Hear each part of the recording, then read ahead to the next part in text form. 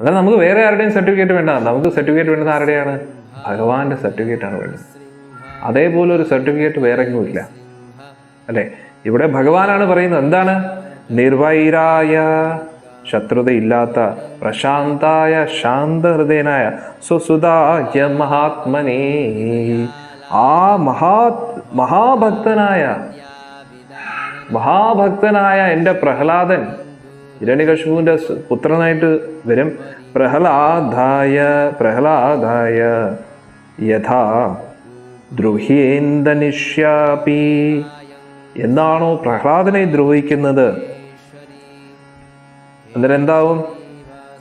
ആ ബ്രഹ്മദേവന്റെ വരങ്ങൾ ഒന്നും തെറ്റിക്കാതെ ഞാൻ അവനെ കൊല്ലും എന്നാണ് ഭഗവാൻ പറയുന്നത്. നോക്കണേ, ഹിരണ്യകശിപു സുപുത്രനും മഹാഭക്തനും പ്രശാന്തനും ശത്രുക്കൾ ഇല്ലാത്തതുമായ പ്രഹ്ലാദനെ എപ്പോഴാണ് ദ്രോഹിക്കുന്നത്? ബ്രഹ്മാവ് നൽകിയിട്ടുള്ള വരങ്ങൾ ഉണ്ടെങ്കിലും ഹിരണ്യകശിപുവിനെ ഞാൻ വധിച്ചിരിക്കും എന്ന് ഭഗവാൻ ദേവന്മാർക്ക് വാക്കുകൊടുത്തു.